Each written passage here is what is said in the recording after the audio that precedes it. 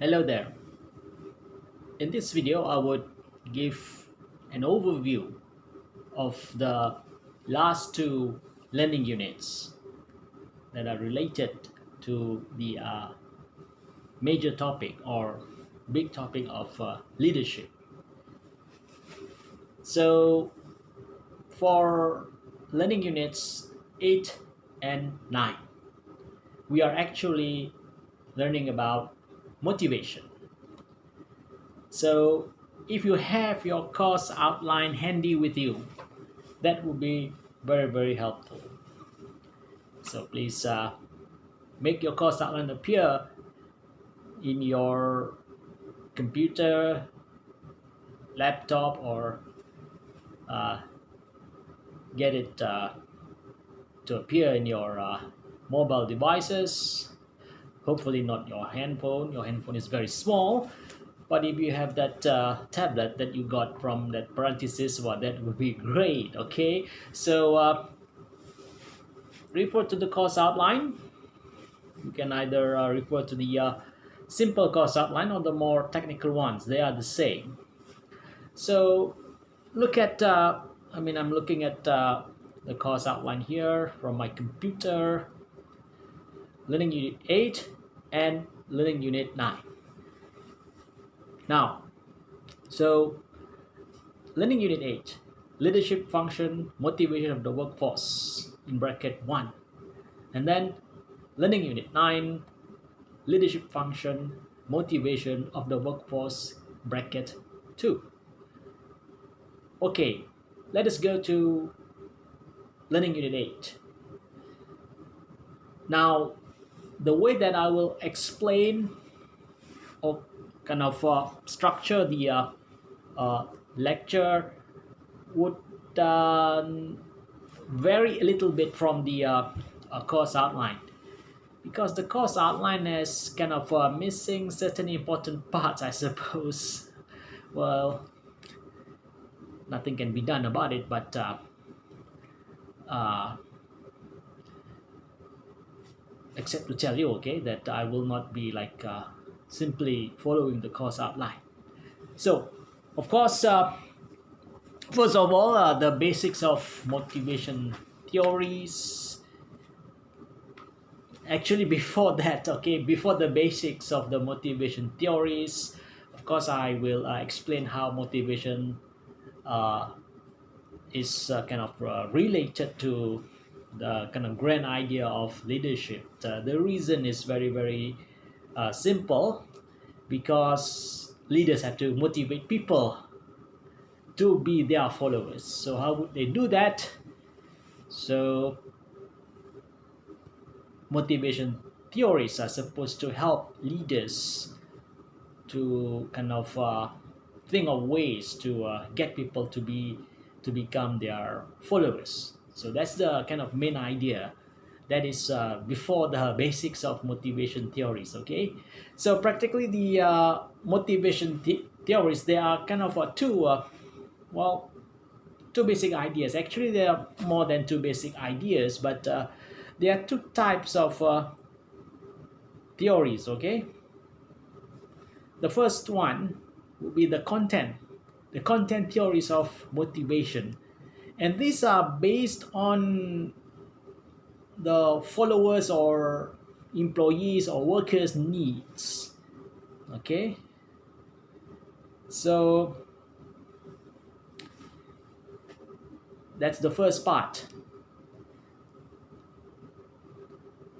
Okay, the first part is the content theories of motivation, but in the course outline it's not said to be like that. Okay, but I guess that's kind of omission in the course outline, but I would kind of begin from there.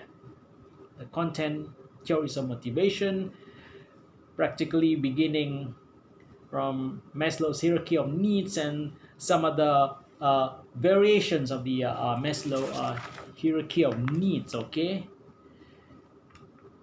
but for this kind of hierarchy of needs, Maslow's hierarchy of needs, I will not explain too much because I was made to understand that this theory is basically straightforward. Okay, so I will not be explaining or spending too much time to explain the hierarchy of needs. Then of course there are variations from Maslow hierarchy of needs like ERG, okay, ERG, practically it says here Clayton Alderfer's ERG theory. E stands for existence, and then the second one is relatedness, and then the top one or the third one is growth. Okay, so the ERG is similar to Maslow hierarchy of needs. Okay, so it's quite simple. And then another one would be the so-called two-factor approach to motivation. Okay, the so-called hygiene factors and or motivating factors. Now this is similar to Maslow hierarchy of needs. I mean, these are content theories of motivation. They are similar. Then of course the so-called McClellan acquired needs.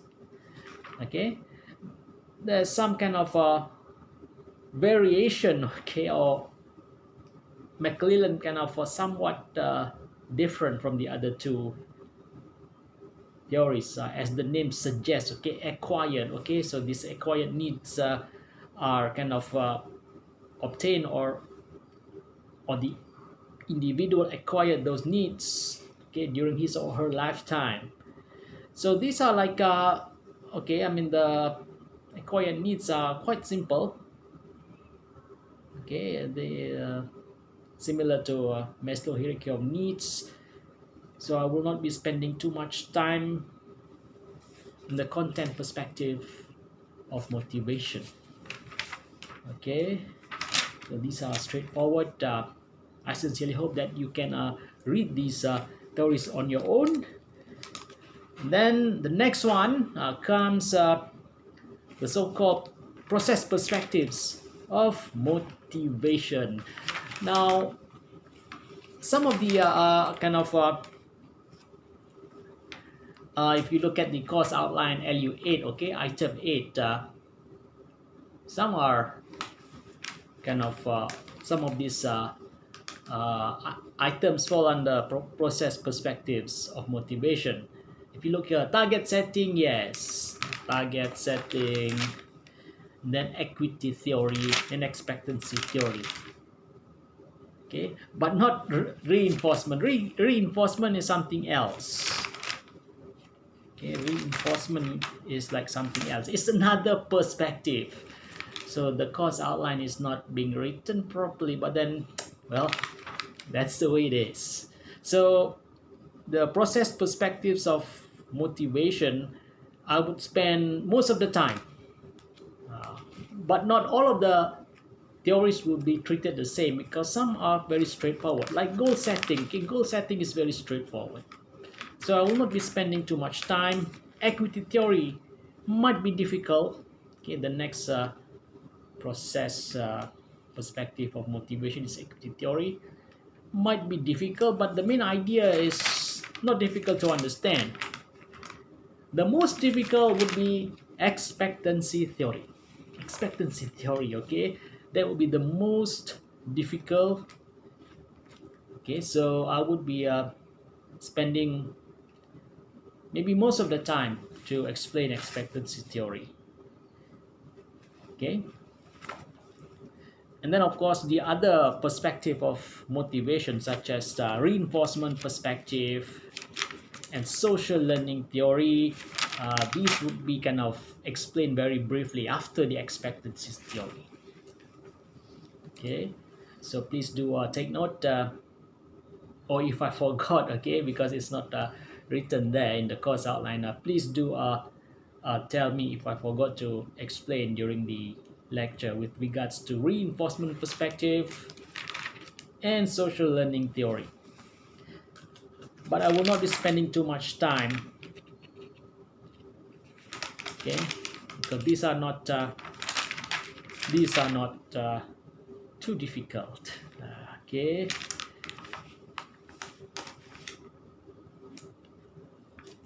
so that's the main idea of LU8, of how the lecture will be conducted. Most of the time will be spent on expectancy theory. I would say the most difficult theory in the process perspective on motivation. The others are not too difficult to understand if you make some effort to read the text and to read the text properly, i.e. by taking notes, etc., etc. Okay, so that's still in unit 8. Then the next week, okay, that will be focused on practically to focus on the so-called job characteristic model. The job characteristic model. Now, if you look at the item 9 from the course outline, you might be confusing, but most of the time will be explain the mechanics of the job characteristic model most of the time. Okay, if you look at the text, the free textbook unfortunately do not spend well, I would say that they do not focus on the job characteristic model, because this job characteristic model falls under another perspective of motivation, the so-called job design for motivation. Okay, if you read some of the textbooks, you might get those main uh, headings with regards to the or to indicate that the job characteristic model is practically another perspective of motivation, because the main idea is that the job a job can be designed to by itself to be a motivator for the workers or followers, rather than giving uh, rewards. Okay, so I mean that's the main idea of why I want to have the job characteristic model to be explained with more time, because the next item there, okay, so after the job characteristic model, so practically that is the explanation. Most of the time will be spent there. Then the other item or sub heading is that question, okay, is the job characteristic model the best motivation theory in the age of digital revolution in IR 4.0? Okay, so that's the next part of the lecture. But this one again, this one will not be I will not spend too much time, because the JCM or job characteristic model itself might be too abstract for you to understand in one go. So I would spend most of the time to actually explain. Okay, and then there's a third one final sub topic here. Okay, application of motivation. Actually, it should be written as application of the job characteristic model between abusive and responsible leadership. Okay, so that would that will be the final part of the lecture with regards to the second item, okay, for motivation.